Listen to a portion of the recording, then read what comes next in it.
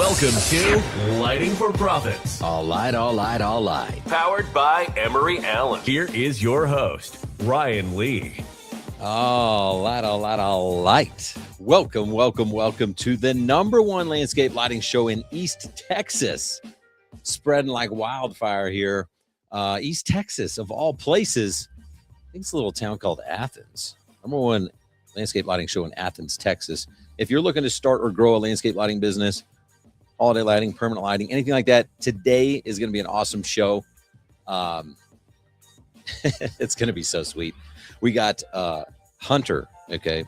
Hunter Woolsey, the owner, the founder of East Texas Outdoor Lighting Solutions. And I've gotten to know Hunter over the last, I say a couple of years, but really maybe just a year and a half. And he's absolutely killing it. New to the industry, but doing very, very cool things. And so it's going to be a little inspirational, but also he's like kind of an open book. So he's going to kind of share his journey with us and talk about the things that he's doing in his business to move the needle and things that aren't working as well. So it's going to be a really, really cool show.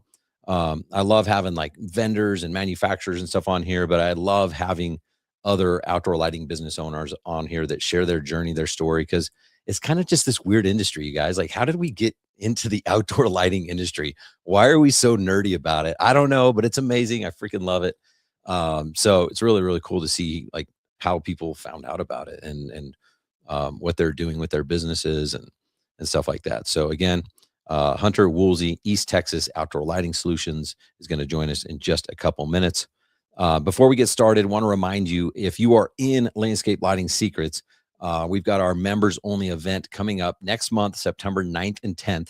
You're going to want to get in on the 8th, leave on the 11th. We've got on the 8th that night, we got like a little opening social and stuff like that. We've invited a handful of vendors. It's going to be really, really cool. We've got some speakers coming. It's really, really hard to get Dan Plata to an event because he's usually like hunting, fishing, or drinking beer, but he's coming. And so he's going to be one of our speakers. We got Jimmy Tompkins, we got Kenny Kaufman, we got Patrick Harders, Chris Applestott, maybe some more. If I forget your name, I'm sorry. But we're doing so many cool things, roundtables, breakouts. We've got 10K ideas. Last year, we had over 40 people share a $10,000 idea. And this isn't like an idea like, hey, we should build a rocket ship and start Amazon or something like that. It's actually an idea that they've done in their business to generate more than $10,000. So imagine if 40 people share, that's $400,000 worth of ideas in a very, very short period of time. So many cool things.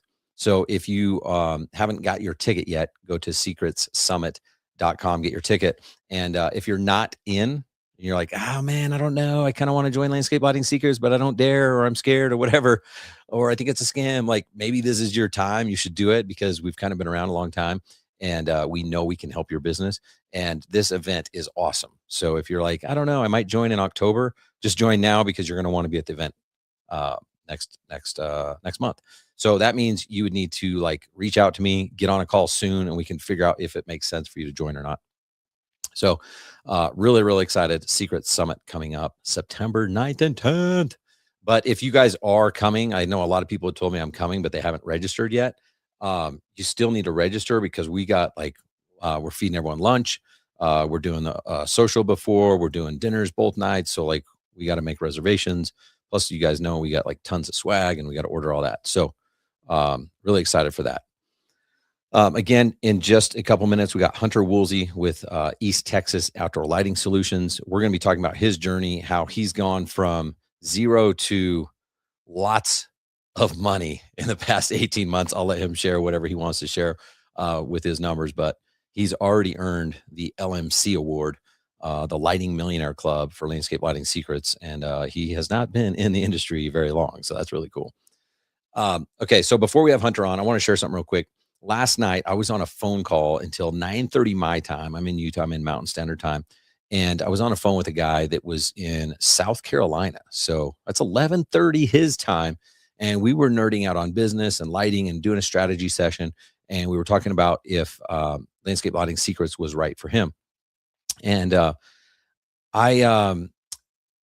he's like, wait, how long have you been doing this? I'm like, since 2020. He's like, and you're like on the phone with me at like 11 o'clock at night. Like, yeah, I love this stuff. I'm addicted to business. What do you want me to do? Right. And so we get to the kind of toward the end. We hadn't really have time to finish up, and it was late, and he had to get going, and I had to get going, and stuff like that. But I said, hey, before we get on like the next call, where are we at? Like, 1 to 10, and he's like, I think it's like an 8, and and he had a couple of concerns. I said, well, what are they? Um, and he had two concerns. He said, number one, I have some financial constraints. I've had some failed businesses. I've had some problems, personally and financially and stuff like that. And then another one was just time constraints. Like, I don't know, man, I'm busy. Like, I don't know if I can have time to like show up to some of the coaching calls. And I was like, man, finally someone's honest, right? I mean, this guy had those are two real constraints I think that most people have. It's like, man, because if he was already doing well, he probably wouldn't be on the call. So most people that we get on these calls with, these strategy sessions, they usually have some type of financial constraint. That's why they're reaching out. That's why they want help, right? If they had already figured it out and had like hundreds of thousands of dollars sitting in their account, those people don't usually reach out to us. So it makes sense that he has, some concerns and some financial constraints. And then from a time standpoint, also, I'm like not surprised. It's like that makes sense, because if you had more time, what would you be doing with that time to grow your business to eliminate the financial constraint? Okay. And so I get it, it's really, really hard. It's kind of like the chicken and the egg. It's like, you need to invest in marketing, but you don't have any money because you don't have any leads and you don't have any business. But it's like, I need business so that I can afford marketing. All right. So I was trying to figure it out. Um, but I will say this, like, if you keep doing what you've been doing, that's gotten you to the point that you're at right now, well, then you're going to keep doing those same things, which means you're going to keep getting the same result, which means 6 months from now, you're going to still have financial constraints. You're still going to have time constraints. That's not even like a theory. That's just like science.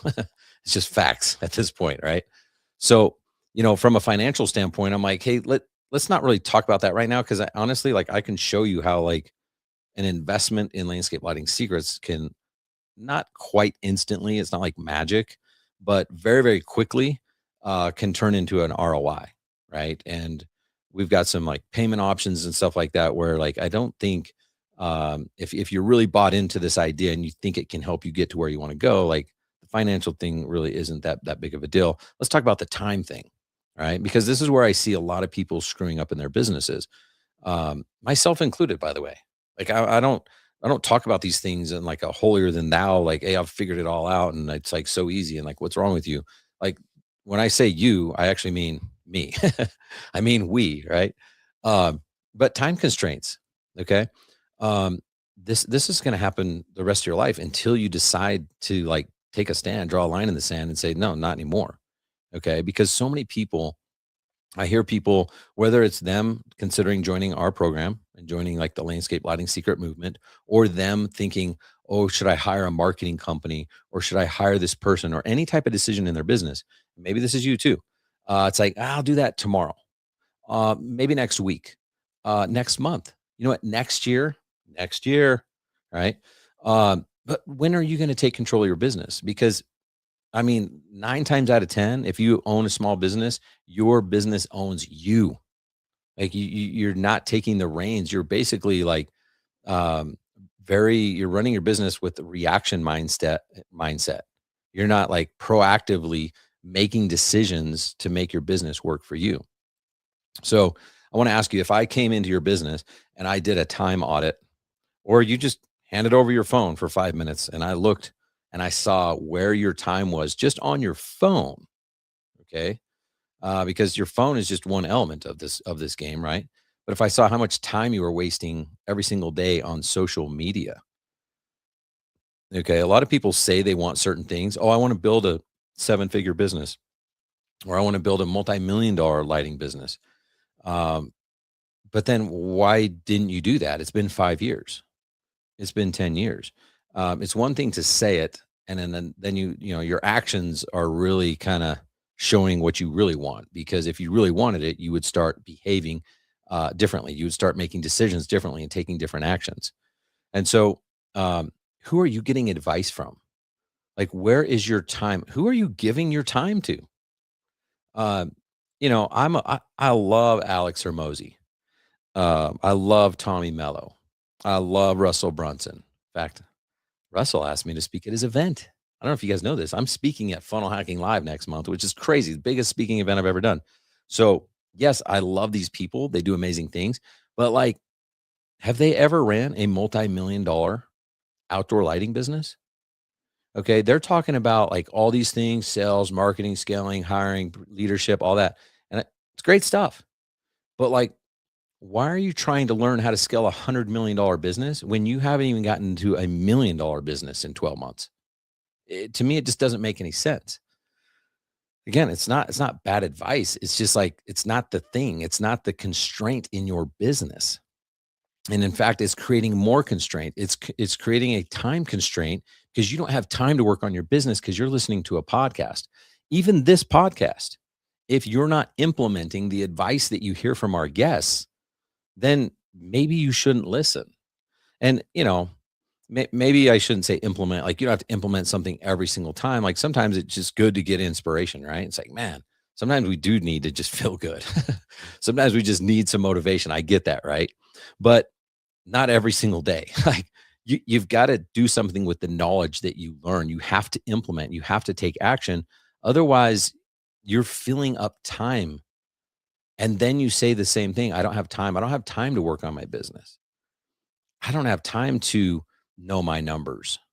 I don't have time to meet with this marketing company. I don't have time to build an SOP. I don't have time to hire my replacement. I don't have time to do training for my people. I mean, you just keep saying the same thing over and over, and then nothing changes, and you wonder, like, well, why is it so hard? And the most successful businesses in the world, they didn't accidentally become successful. It was very intentional. In fact, we're gonna talk about a lot of this stuff and what steps you can take. We're gonna talk about this at Secret Summit next month. How to like get intentional about growing your business because it's not magic. It's not. It's literally deciding what you want, when you want it by, and then reverse engineering the steps. Okay. And so again, like there's so many good people out there. There's so much good content, books, all these things. Like I've even recommended a lot of these people, right? But the problem is if you're listening to Alex Hermosi on how to scale $100 million business and you haven't even gotten to 1 million per year or 3 million per year or even 2 million, like what are you doing? Right. Um, and I don't know. I've never scaled $100 million business. So like, yeah, at some point, like you should like listen to those things and implement. But if you're just filling your time with noise, that's not valuable. Okay. And so you got to put on the blinders. You literally got to like put on the blinders, eliminate these distractions. And it's hard because they're good things. So you don't think of them as a distraction. You think of it as a good thing. But do the thing that you know that you keep saying you want to do. I want to hire my replacement. I want to build this business, but then you just keep doing the same actions, right? And being a business owner is not about it's not this you don't it's not a badge of honor to work more hours. Like I used to think that. I used to think, oh, I'll just out hustle, like I'll just work crazy hours. Um my life when I would say the last couple years before I sold my lighting business got really good.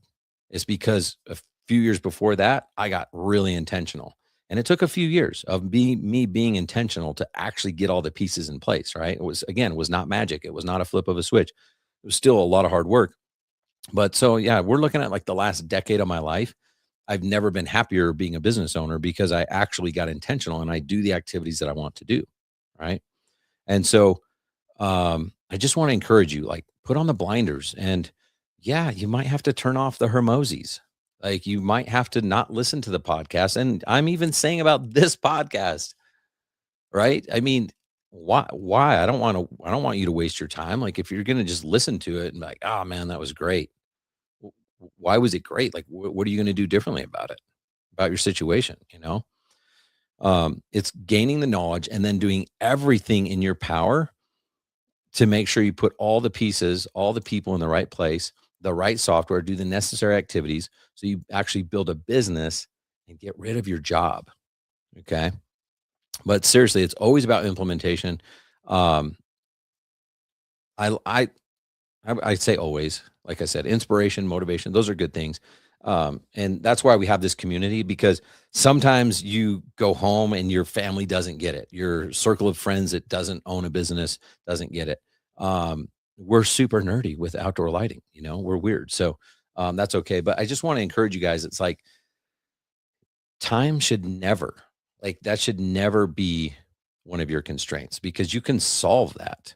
And if you've had the same constraint year over year or month over month, even, it's time to solve the constraint. Identify what your constraint is. What's the thing holding you back? The one big domino, if you got rid of that you could solve everything. In most cases, it's time, right? Like if you just got rid of all the noise and now you had more time to be able to work on, okay, if I was going to hire someone, what would have to be true? And reverse engineer these steps. Suddenly you're going to start inching closer and closer to your goal instead of just staying coasting. And as human beings, we tend to coast. We tend to get in our comfort zones, and we stay in those comfort zones. And it happens even at the different levels. So even when people join Landscape Lighting Secrets, they level up their business, but then they stay in that comfort zone. I'm like, no, get out of that. As soon as you start to get comfortable, you got to look for the next thing. As soon as you're like, oh, I don't mind, I'll do sales. No, replace yourself as a salesperson. Whatever it is, get uncomfortable. That's where all the growth happens. So the next time you have a decision, you're like, I don't know, it seems uncomfortable.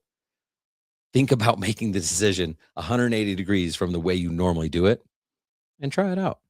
And this is how by the way, this is just kind of going off the cuff here, but this is how I make decisions based on risk. So let's say you're confronted with a decision. It could be buying a truck. What's the risk of buying that truck? I mean, if you're buying an $80,000 truck, is it really risking $80,000? If you do a marketing, my answer is no, it's not 80,000, because if you sold the truck tomorrow, you wouldn't be able to get 80 grand for it, but it wouldn't be worth zero. You could sell it for 60. So that decision might be worth $20,000, and it's not an $80,000 risk. It's a $20,000 risk. Okay. But here's how I do it. So if I'm considering joining, I have a coach. I either always have a coach, or I'm in a mentorship program or a community, or if you're going to go to an event or anything like that, you can go, okay, what is the consequences? What's the risk of doing this? What's the upside? What's the downside? If the upside is huge, I could really make my money back and then some on this deal. And the downside is worst case scenario, I would be out $20,000. I'm making up a number here. But the worst case is you're out 20,000, but there's something that has an opportunity to make you $50,000 a year the rest of your life, let's just say. I'm going to weigh those consequences, right? And then if I go, well, man, so the downside risk is 20,000. If I do that and it doesn't work and I'm not dead, versus if I do this and it does work, there's tremendous upside. People still don't know how to make that decision. So here's how to make that decision easier. You say, okay, what if the upside was small? What if you had to invest $20,000 and it could maybe, if everything went great, give you $5,000 a year the rest of your life? I think most people would go, that sounds dumb. No, I'm not doing that, because you understand that the upside is so small compared to the downside. So why in your mind does that work, but it doesn't work when you go the other way around and the downside is so small compared to the tremendous upside? I don't know if that makes sense to you the way I explained it. In my head, it totally does. But you got to compare the downside to the upside, and then it should be easy. If the upside is tiny compared to a large downside, there's no way in hell you're going to do that. It's just a dumb decision. So if that makes sense, and that's logically making sense, then why doesn't it make sense the other way around, where the downside is tiny and the upside is large? You're going to pull the trigger all day long. So the simple framework that helps me make decisions, and I may have complicated it. All right, guys. I do want to, oh, wait, what's going on here? Oh, there it is. I want to thank Emery Allen. And by the way, stop settling for cheap, unreliable lamps that ruin your projects and your reputation. Emery Allen's line of premium LED lamps deliver the performance, longevity, and color consistency your clients expect. Don't settle for less. Upgrade your designs and installations today with Emery Allen. All you need to do is reach out to Jackson L at emeryallen.com, and he will hook you up with that discounted contractor pricing. Just mention that you heard about him here on Lighting for Profits. Again, his email is his name. His first name is Jackson, and his last name starts with L. So Jackson L at emeryallen.com. Just email Jackson L at emeryallen.com. All right, guys, I think it's time to get our guest coming on. What do you guys say? I'm ready if you're ready.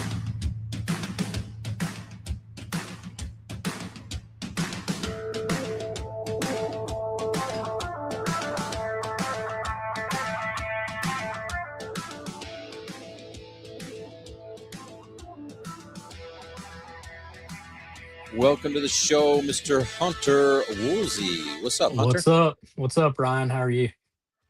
I'm doing good, man. I'm excited to talk with, I was going to say fellow Texan. I'm a Utahn. I'm a wannabe Texan. We'll take you. We'll take you. Yeah, I saw, I saw a bunch of bumper stickers when I was there, and one of them was, I wasn't born here, but I got here as fast as I could. Yeah. I've seen that one.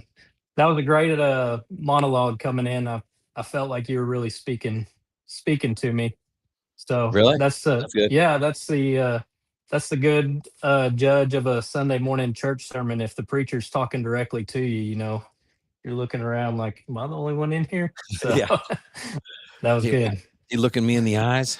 Yeah. That's awesome. Well, I do appreciate that. I mean, sometimes I like prepare these thoughts as I'm eating Chick-fil-A in the drive-thru, and then I'm like, is it coming out like I want it to in my head? I don't know. So, well, it took me back. Yeah, it took me back to our first phone call when I told you that I'd rather fail running this like a business than succeed running it like another job. And so you kind of went along those same lines. So that was good. That's huge, man.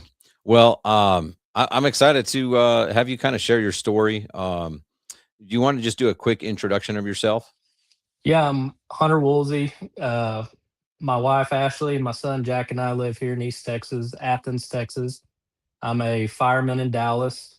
I was a serial entrepreneur prior to finding landscape lighting. I feel like this is something that's going to be around for a while. Hopefully, I'm done searching for side jobs. But born and raised in Texas. I love to hunt and fish. I don't get to do that so much anymore now that I've have my second career of landscape lighting. But that's pretty much me. That's cool. I appreciate it. Yeah. So I want to hit on this serial entrepreneur thing because I think I think a lot of people are like that. Like once you get the bug, you're like, man, I don't know, I don't really want to work for someone or whatever. But I mean, who knows? Like what kind of business am I supposed to start? Why do you say that you were a serial entrepreneur and then you kind of landed on landscape lighting now? What were some of the things you did that you thought might work, but that wasn't you? Well, when you're a fireman, the first thing you learn when you get to the training academy is you're supposed to have a side job. So we all go get a side job. That's the first thing we do. So I worked for a few of the older firemen that had businesses for a while, and then I was like, well, I'm going to go do something on my own. I think the first thing that I did was I had a chimney sweep business. So didn't know anything about chimney sweeping, got on YouTube and watched some videos and figured out how to do it and built a pretty good seasonal business. But I was it. I was the marketing director, the CEO, the Google Ads guy, the cleaner, the admin. I did everything. And so I got burned out with it. So after that, I sold that business and moved on to gutters. Started a gutter company with a guy. We did the same thing, did it for a few years, got burned out. All the while, I had been doing Christmas lights. But that was 1 or 2 months out of the year. We didn't ever tell anyone. We just did it for people around town that we knew or word of mouth. And I guess fast forward to when I got into landscape lighting secrets, I was still doing Christmas lights, but that kind of I made a decision one day. I was like, I'm either selling the Christmas lights or I'm going to figure out how to make this a year-round thing. But I'm tired of getting on roofs and doing Christmas lights every year. Okay, that's interesting. Well, it kind of ties into like the first thing you said. You'd rather fail as trying to build this as a real business than Hmm. succeed as just a job. I think that's interesting because it's when you do these businesses and you start one and it either doesn't work or you sell it because you don't love it or whatever the reason is, you can kind of start to feel like, I don't know, should I be doing this? Maybe I should just be happy with my life or go get a job or whatever it is. But I think that they're just all stepping stones. I think it just Right. prepares you to so like you are who you are now because you went through the fiery furnace and you now know it's like, no, I ain't doing business like that anymore. Like Y- I'm just gonna Exactly. build a business this time and not get a job. Yeah. Well, the excitement for me is building it, I think. And then once I felt like I built it to, where I was comfortable and it was bringing in extra money, then it got boring, I guess. I wasn't building anymore. Now I was just doing the work, which is So when you're you supposed to hire people. yeah, and then you were like, "Nah, I ain't doing that. I'll just sell it." Yeah. Right. What changed your mind here where you're thinking, "Okay, I'll actually hire people and do a business instead of just sell it?" That that was the deal with Christmas lights, and there was an opportunity that came up in town. A guy was selling a AV company, and I was like, man, I could do that. I could have my AV guys that are installing you know TVs on the wall or surround sound speakers, things like that. They could also do Christmas lights. And so I called a buddy of mine, Bill. He was on the board of CDF for years. He's been in the AV business for 30, 40 years. And I called him and I was like, what do you think about me getting into the AV business? And he's like, man, I'm not going to tell you not to, but I'm going to tell you it's not just getting in and going installing movie theaters in people's houses. Like it's pretty in-depth deal. And so he said, why don't you consider landscape lighting? He's like, it kind of goes hand in hand. If you want to keep going with home integration and things like that, you could take it even further, but just start with landscape lights. It goes along with your Christmas lighting. And that was kind of what got me interested in looking that direction. All right, so you're doing holiday lighting, you're full-time firefighter, and you're still a full-time firefighter. How many more years till you got till retirement? To a full retirement, I have about 18 more years. Okay. I'm hoping maybe to cut that down a little bit. Okay. But just like I want to remind people, like you are still a full-time firefighter. What's your schedule there? You do how We many days do on, how many days off? 20, yeah, 24 hours on, 48 hours off. So about 54 hours a week. Okay. And that's just the gig. Like everyone knows that, like, all right, my day's off. I'm gonna go do something else to make some side money. Right. Yep. Okay, cool. So you're doing holiday lighting. You talk to Bill. You're like, okay, well, I guess I'll Google landscape lighting and see what that's all about. Um, Right. how did Uh, you how did you get started in it? yeah. So obviously driving back and forth to the fire station, it's about an hour and a half drive for me. So I'm always listening to a podcast. I was interested in real estate for a while, so it was all real estate podcasts.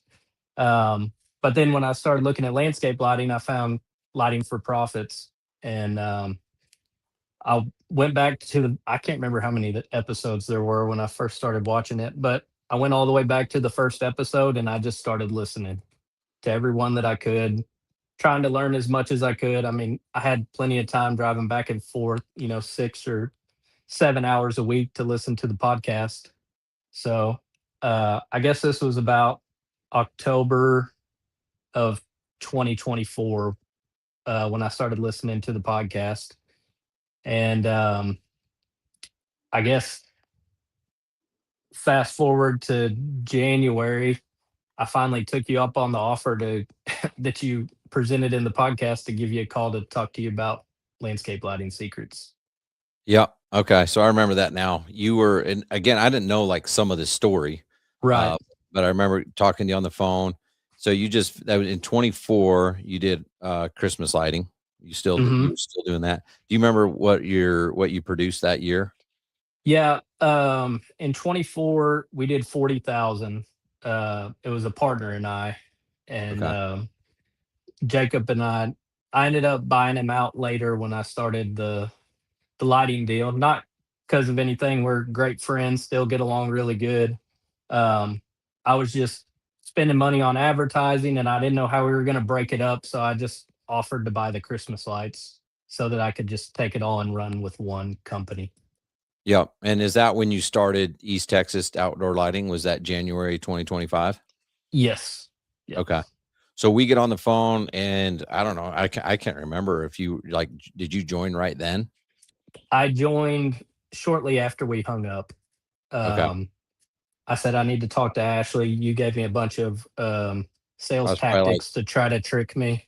No. yeah, exactly. Are And you sure? Like, because if a man doesn't need to talk to his wife, does he? right. Yeah. So then we jumped off the phone, visited for a minute, and she's like, I got a good feeling about it. And I said, I do too. So I shot you a text and we ran with it from there. All right. So you start January 2025. Um, Still did, hadn't I don't still think you hadn't did. installed a lighting job before I joined. Yeah. All I you didn't had know was how. $40,000 of holiday lighting the year before. Yeah. Yep. When did you do your first job? It was pretty soon after that. I did one job. It was my grandpa's house here in Athens. I didn't make any money. I just charged him for material. Um, but I did that job right before I left for the first Lighted Up Expo that I went to. Okay. So you literally did you learn how to do landscape lighting just by going through like Lighting Academy online? Uh, yes. Yeah. I had watched some videos. I had an idea of how to do it. Um, but yeah, I pretty much watching the videos and doing everything. Told me everything I did wrong on the install, and then I was I was able to build from there.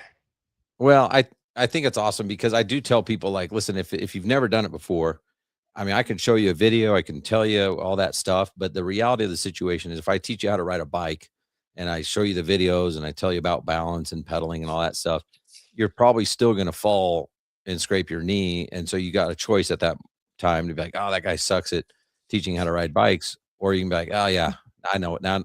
When the handlebars dip, I got to pull them up. Or I do. That's why he said I need to keep pedaling so that I have balance or whatever. So, yeah, at some point, whether it's learning landscape lighting or riding a bike, you do got to go on your own. You got to go do your first install, which is great. You did it Right. on someone's house, so if they can't yell at you too much. Right. Yeah. Yeah. Okay, that's cool. So you did a job. You came to Light It Up Expo. This was our very first one, actually. I Mm. probably didn't tell you that. I probably told you, oh yeah, we've been doing these a long time. Yeah. Yeah. We're Become seasoned here. seasoned Light It Up Expo pros. But that was 2025. And then what? Uh, so got to Light It Up, and uh, the first people I met when I got there was Kenny and TJ, and so um, that was really cool. And really, that first Lighted Up is when I realized it's not just the calls and the coaching program; it's the community more than anything. And those guys have had my back and answered the phone whenever I needed anything, when I've been in a bind, when I needed a shoulder to cry on because I don't know what to do. So it's been amazing getting to know them. They've been huge for me. Um, but just the community itself, I met so many people at that first Lighted Up that I still talk to today. It's it's pretty neat how quick you can just get in a room with like-minded people and really learn from it and Yeah, create a real it is relationship. crazy. Yeah. Yeah. I think it's because we are just all so weird and like you're just not going to find any weirdos on your street. You know what I mean? Right. So, Yeah. um, tell the story what just happened. Actually, we were just chatting before this. We were talking yesterday. You told me, yeah. Well, can you Yeah. share that story or no? Yeah. Yeah. Yeah. Yeah. Yeah. So we had a permanent roof lighting project we've been working on, and it's been whipping our butt. Like it's been a struggle. Um, we've I don't know how far in detail you want me to go, but we've You don't have to go into all the details. Just yeah, it's been a pain. You've been back and forth trying to make it right for the client. we have. And You're the at the point where it's clients like, should I just understandably frustrated, but we've been doing everything we can. Um, but you told me to call Brian Howe, or we kind of on our during our conversation yesterday, we came to the conclusion that I needed to call Brian. You sent me Brian's number. Brian told me one little deal that took him 30 seconds to explain. We went to the job today and we did it, and it fixed everything. And it was like, golly, why didn't I call you 70 hours ago? We've been diagnosing this thing for weeks. So, well, it's crazy because I didn't even think. I mean, it wasn't me like, hey, why don't you just call Brian? Like, it was just us talking, and then it was like, hey, do you know anyone and whatever, and it yeah, just kind of happened organically. But that is the power of community. it That is. one phone call. I mean, yesterday when we were talking, I was kind of advising you to just, take one for the team, and you're going to lose 18K, and Yeah, sorry, that's the cost of doing business, bro. Like that's right. where we kind of were leaving it at. It's like, let's just do one more Hail Mary and see if we can get Yeah. this. But I'm glad you bring up community because honestly, when I started Landscape Lighting Secrets and even Light It Up Expo and all these other things, like I put like a ton of pressure on myself. I'm like, okay, like we got to make sure like the content's good and we got like the right training and all these things. And we literally have more training than any other outdoor. I mean, it's not even close. Like we are the only training like platform out there, I feel like. Um, but the thing that I never really thought of or like really relied on and is amazing is community. Like it quickly becomes like the number one valuable asset to be able to like have these different contacts and stuff like that, whether it's troubleshooting or something like that, or learning about a new product or a new way to do business or anything like that. So um, I would say it's also the way that you're handling yourself because there's people that go to Light It Up Expo or even join Landscape Lighting Secrets, but don't show up to the calls. They don't show up to the training. They don't go introduce themselves to a stranger. I think you got to be willing to be vulnerable, put yourself out there, accept the fact that there's people that know more than you and that you know more than the person behind you. And it's like, so I think props to you for like putting yourself out there too. Yeah. I've always, I guess I've never really had a problem with being the guy in the room that doesn't know the most. I like being in those rooms, and I like being around people that can help you grow, and hopefully you can provide value to them as well. So talk to us about some of your numbers that you've done. I mean, you did your first job for family basically for free. Then you come to Light Up Expo. This was only, maybe 18 months ago. Mhm. Get out there, start working. How'd you do? How'd you do that first month? How'd you do the first 6 months? How'd you do the first year and so on? It was a struggle. July of last year is when we actually put up a good month, and I think it might have been like 30,000, but before that, our months were a couple $100, maybe a couple $1,000. We get a job, or but nothing really of any size. And then July of last year is when we really picked up steam, and we thankfully had been picking up every month. um, I think we hit our high month in December of last year, and then we hit another high month this year in March. But since we joined Landscape Lighting Secrets um, in January, uh, I got, like you were talking about before, we got the LMC award last week at the QT and wherever Darcy lives, Keller. So we stopped in there and picked that up, um, which is pretty cool. So I'm proud of that one because I can't remember if it was the first, it might have been at first lighted up, just seeing those up on the screen and thinking, man, how cool would that be to have hanging on your wall? And then to finally get it on the wall, like it, I've had my eye on it for a while. So it's cool to make it happen. I mean, it's like record speed because like again you never installing like some people come in and they already know how to do landscape lighting and of course we can help them but When you join, or again, I was talking to this guy last night on the phone. He's a small town in South Carolina, and he's asking me about like, well, what's possible. I'm like, man, I got to be careful because when Hunter joined, I probably been like, oh, I know where you live, East Texas. You might do like, 500 grand a year or something like that. I don't know. That would just be like my natural judgmental response. Because I don't Right. know. And like you just come out and kill it. And so you actually change my mindset to like, hey, why am I judging people? Why am I like, I don't want to limit them. And so I told the guy that I'm like, yeah, there's a guy named Hunter. He lives in a small town in East Texas, and he's done over $1 million, and he's only been in the program for 18 months. And most of that was done, really did about $1 million in 12 months. So I don't want to limit you. Like, go do some $5,000 jobs, maybe do some $10,000 jobs, get up to some 20s, some 50s, and it is what it is. So, um, what what do you think was the difference? Like, you think it was just like a learning curve those first few months to help you start getting ramped up? Yeah, and Sean and I are seeing this with starting Pegasus. It just takes so long to get everything in place, to get the advertising going and approved on Google and your website where you want it, and Google to recognize that you're a real business and start getting reviews. I think it just takes a few months of reflex time just to get everything in place. Why do you think you had so much traction and success out of the gate? I mean, when I say out of the gate, you said yourself there's a few months of like ramp up, but then you had your 30K in July, and then you just kind of kept going up from there. But um, what do you think the difference is between you and someone else who comes in and gets, I'll call it mediocre or less than mediocre success? Right. I think the deal with the fire department, like, and let me back up. I don't tell any of my customers I'm fireman. I want them to think that I'm a lighting guy, and that's what I do full time, and I'm going to be there when you need me. If any of them watch this, this is just a skit. I'm not actually a fireman. uh, It's AI. no, yeah.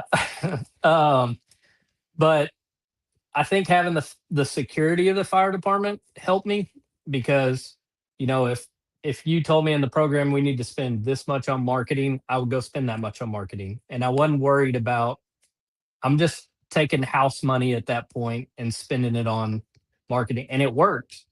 Which, if I did have to pay my mortgage with that money, I might have tried to save up a little bit more before I started spending it on marketing.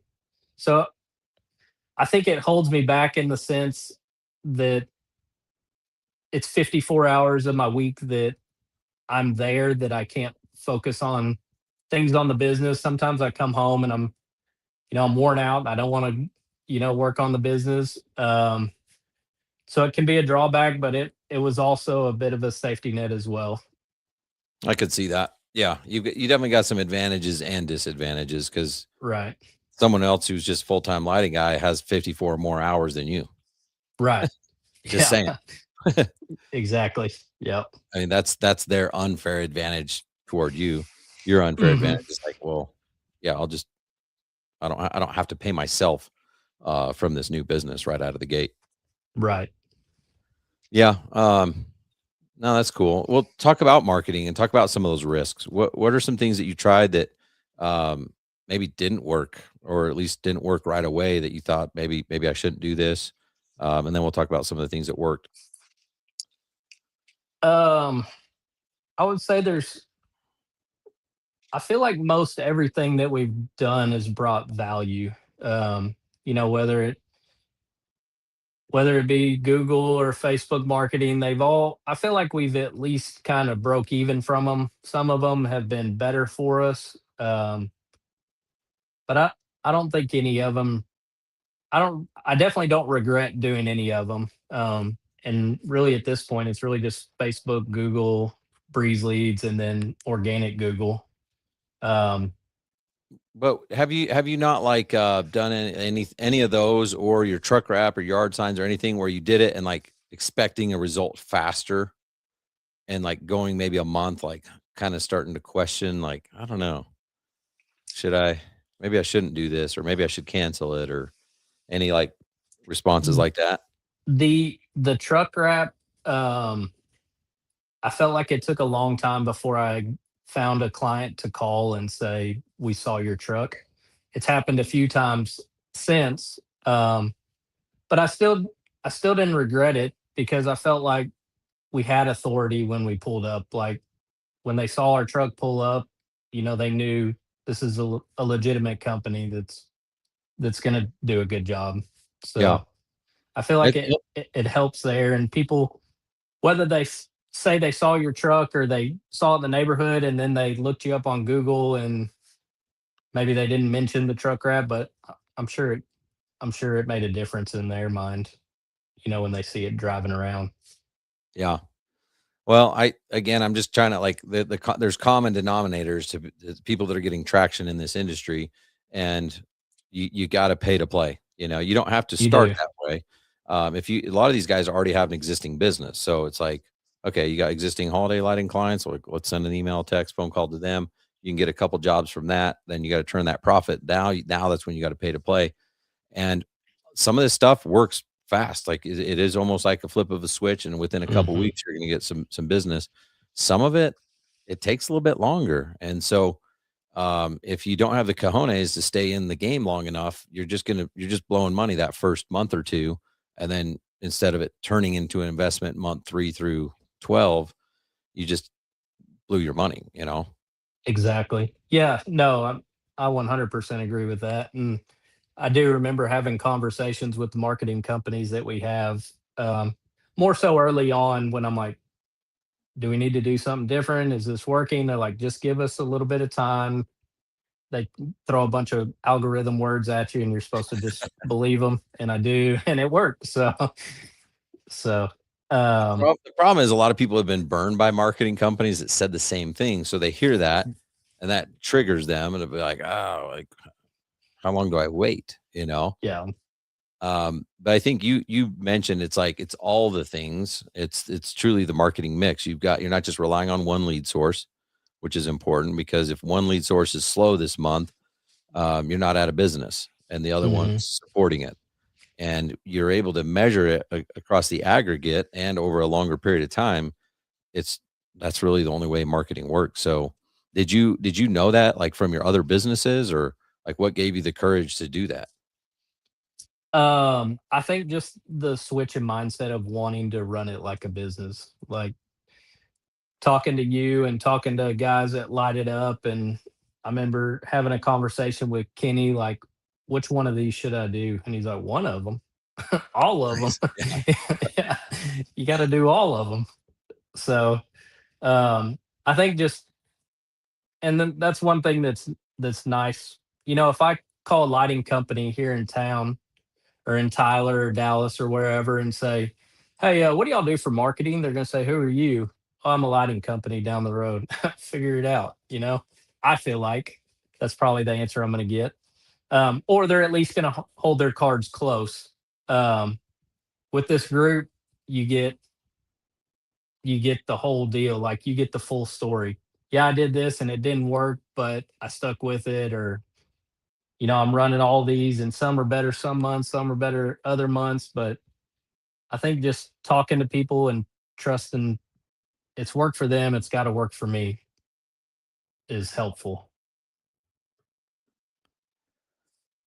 I don't know why. I just well, we're gonna keep recording because the podcast is still recording, but I think it stopped streaming live to Facebook. Not sure why.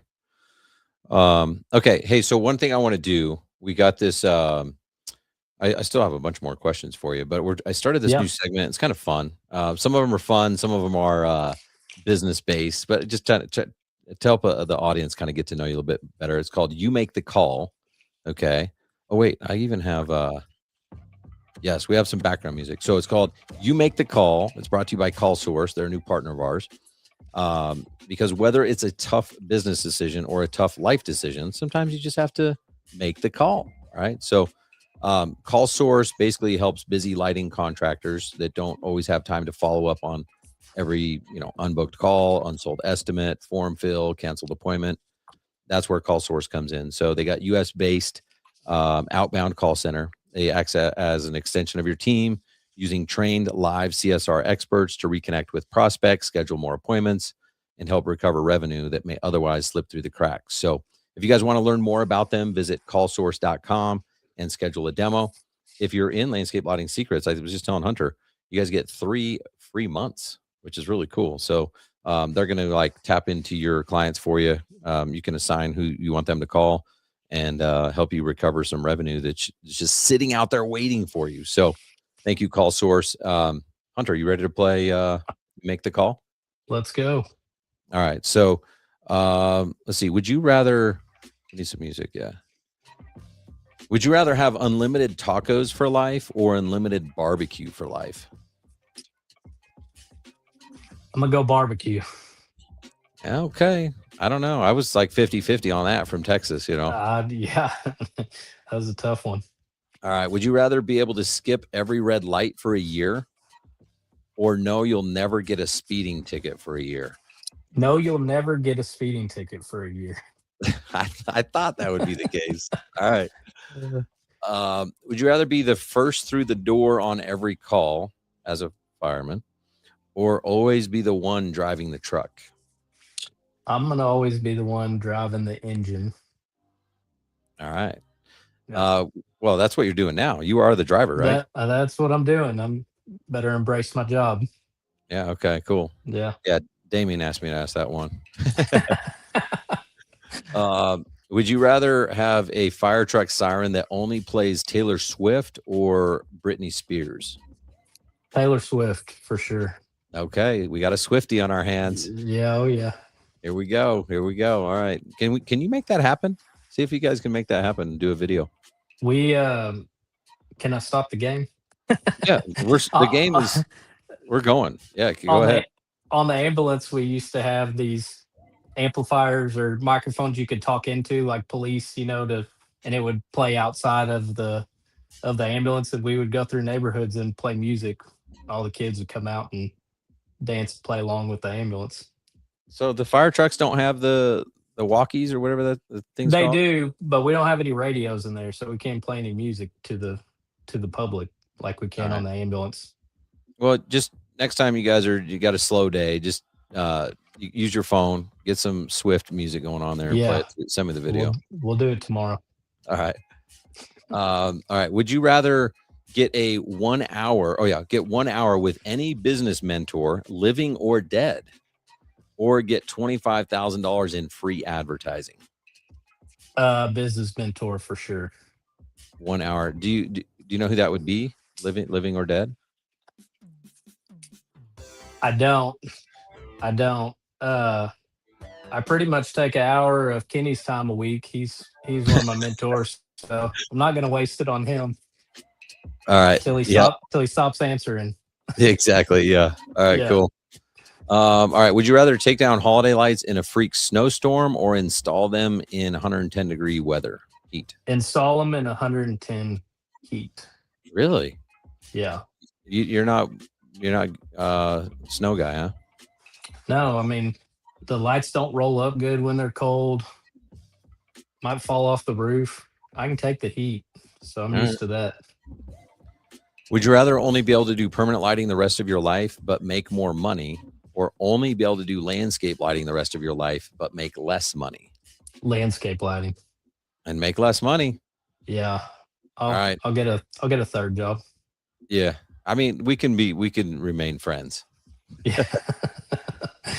That's my new filter. I'm just going to ask people that question. Like, all right, you're dead to me. All right. And finally, would you rather have to use path lights on every job forever or never be able to use downlights forever?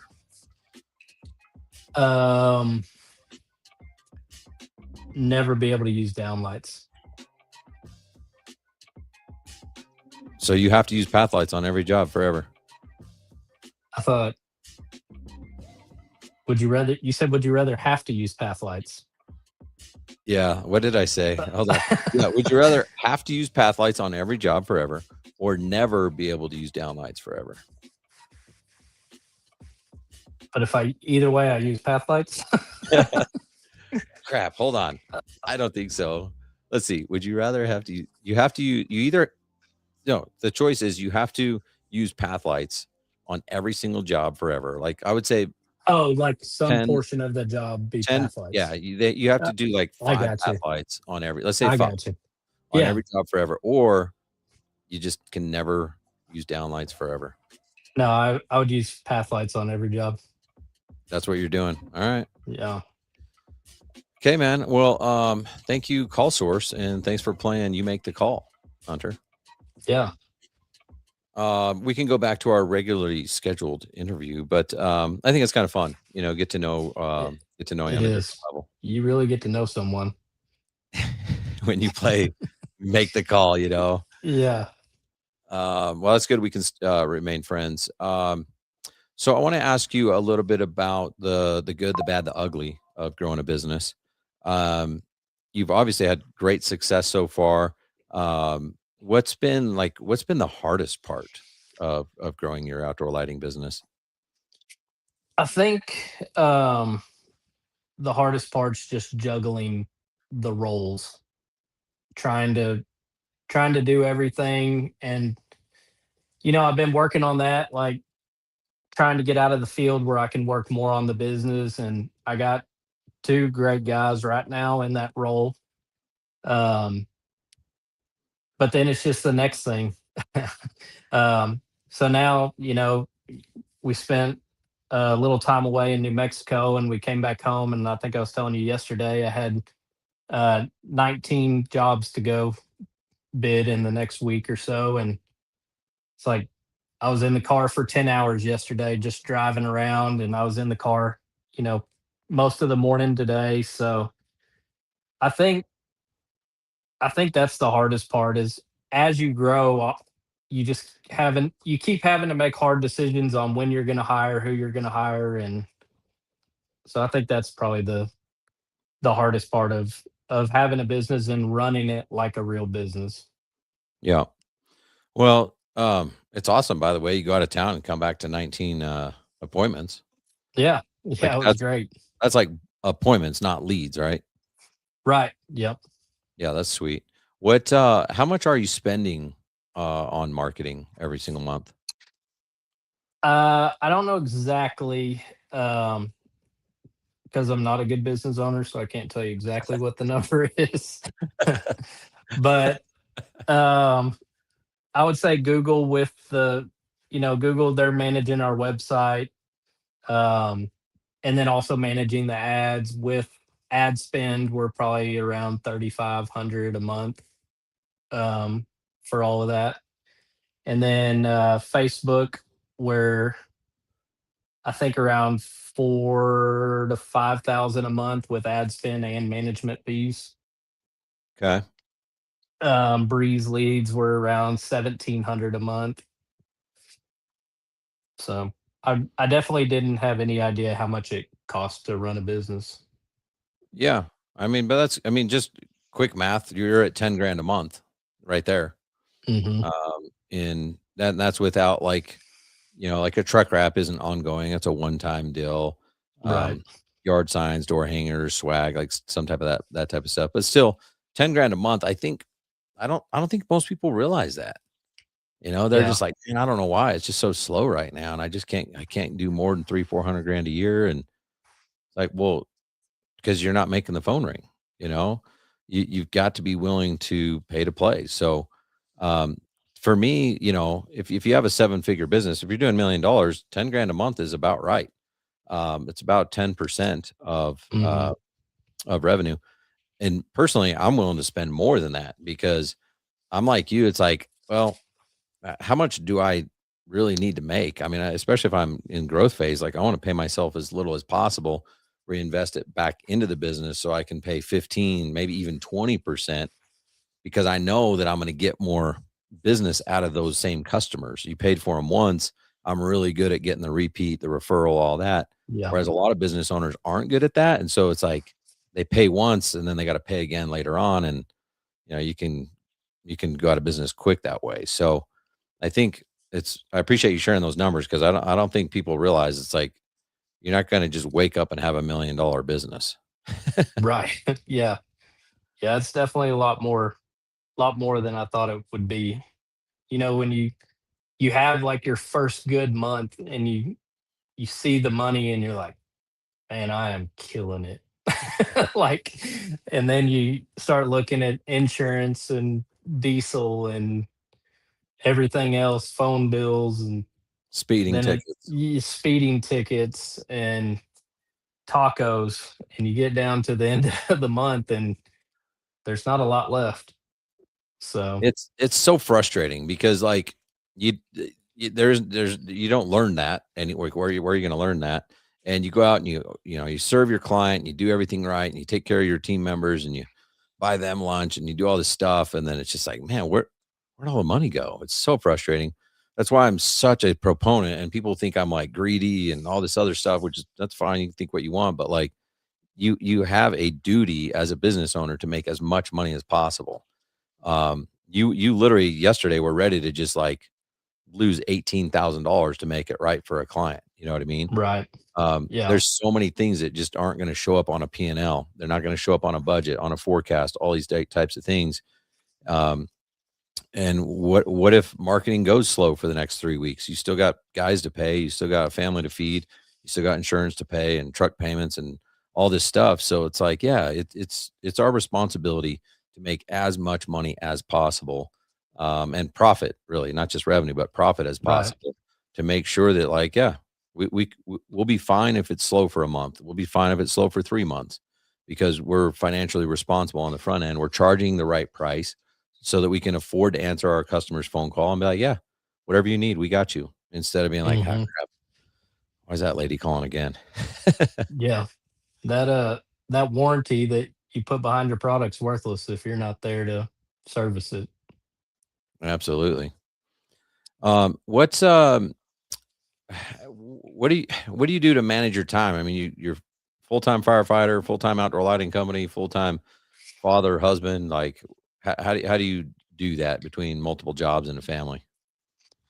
Yeah. I think, and I'm still working on this, but just being intentional about setting time aside for certain things. I'm like probably a lot of business owners, one of the things you learn is how to let go of certain things. So I guess about, I guess, I don't know, maybe 6 or 8 months ago, I hired a assistant.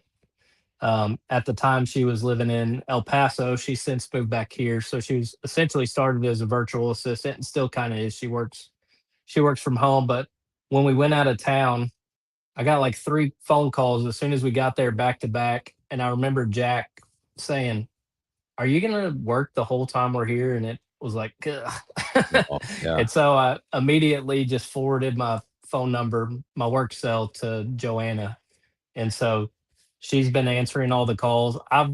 Which was the goal when she started, but she has her own phone and she does a lot of calls and texts from that. But I forwarded my number to her. It was really nice for my work phone not to ring for 2 weeks. So now I've been home for a few days and I haven't taken it back yet. She's still she's still got it. So Yeah, um I don't know why we tell ourselves when we start these businesses that we have to do everything. I just like it's just I don't we just think that, it's like, no, you can be a business owner. It's okay. You don't have to feel guilty that other people are doing stuff. You're paying them. Like right.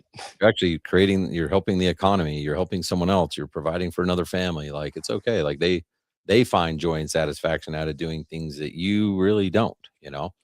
So Yeah. yeah, I think that's huge.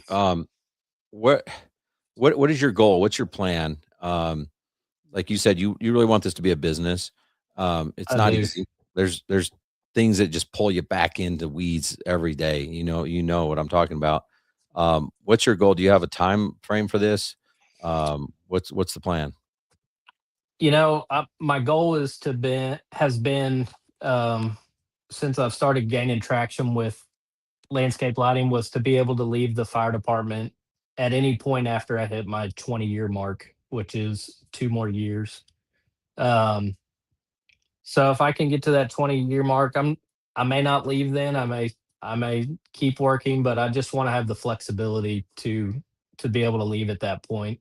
Um, East Texas is going well. Sean and I have opened Pegasus and got the ball rolling there. That's our Dallas branch for outdoor lighting.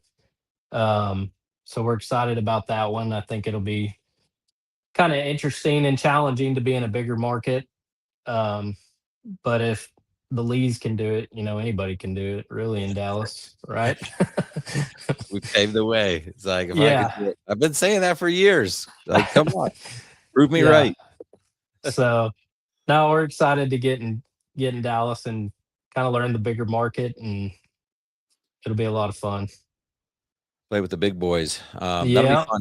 Well, it's kind of interesting and cool. I've joked around a little bit with you, but I'm like, I don't know if I'm joking. You've inspired other people to start businesses, right?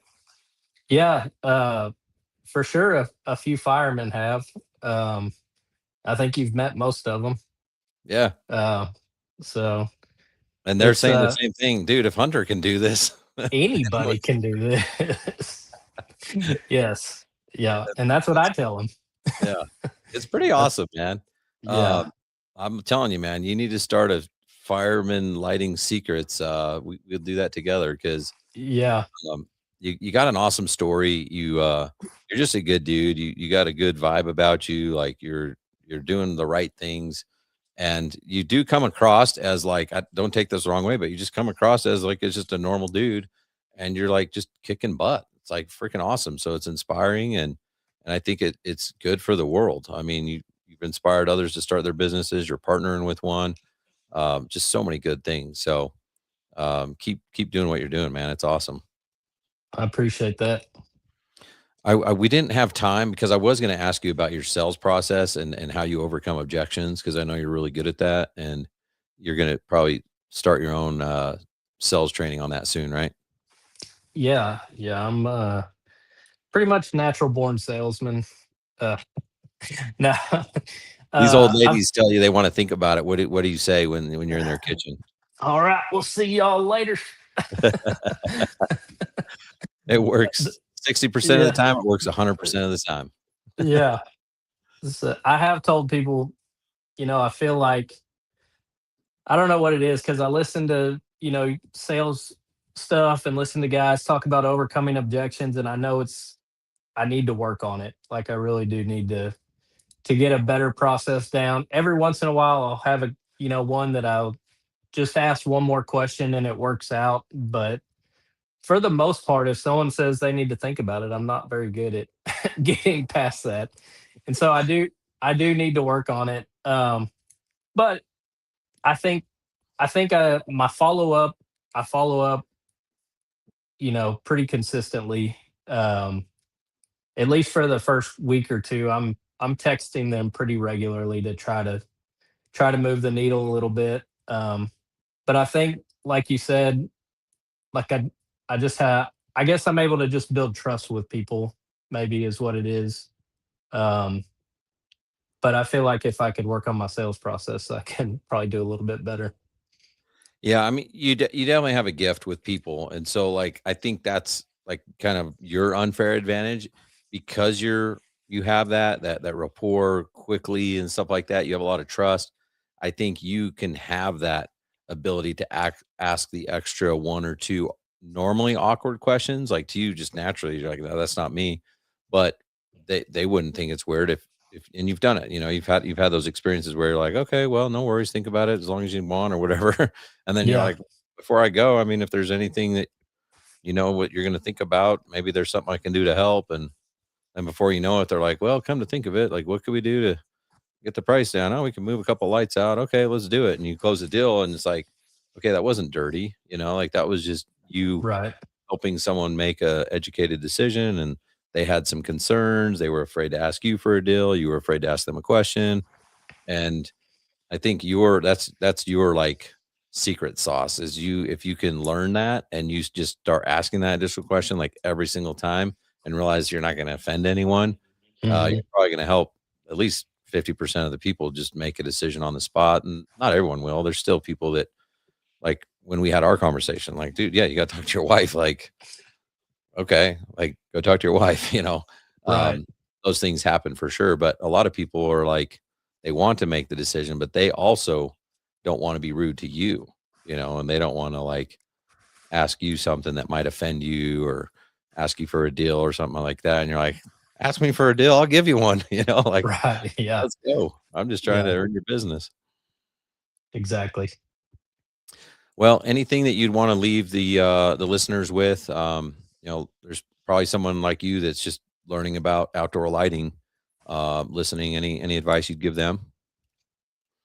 Yeah, I would just say, I don't want to say don't come in with expectations, but I do remember when I was at the first Light It Up and hearing people talk about, I've done a $20,000 job or a $50,000 job or $100,000 job. And I remember sitting there thinking to myself, I'm in rural East Texas.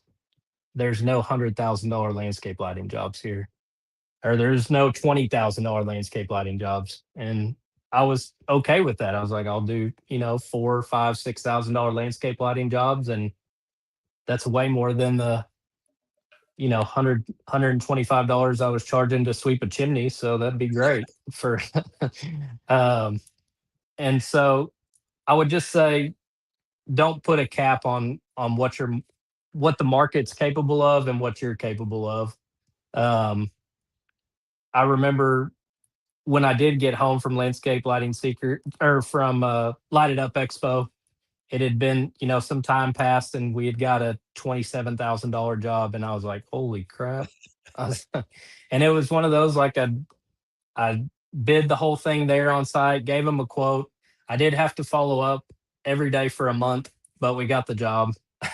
And he did tell me when we got the job, the reason we went with you is because the other guy never followed up. Wow, And so, uh, and the other guy was a Dallas fireman as well. that's incredible. But Did you know him? yeah, I did. Did you know that he was bidding it? I did. Oh, that's awesome. I did. Um, but and then you get a $50,000 job, and then we haven't done 100,000, but we've done a $92,000 job, and it's like It's incredible. I keep saying to myself it's not possible, but then it keeps happening. I'm like, well, that's a one-off deal, and then it'll happen again. It's out there, and there's people that want to spend the money and want their place to look nice, and you just gotta find them. So Great advice. That's awesome, man. And congrats. I mean, 27, 50, 92. I mean, these are even me. I've been in the industry since 2007 and I still am just like, man, that's incredible. Like it's freaking awesome. We like people want this stuff. they do. They really do. And they're thanking you like, hey, here's 92K. Thank you. You're like, what? Like, Yeah. what's happening here? Well, the most fun thing about this, like, versus chimney sweeping or gutters or anything like that, nobody's happy to pay you. Like, oh, I got gutters. Here's the money. Oh, you swept my chimney. Here's the money. Oh, I got a new insurance policy. I did insurance for a while. Here's the money.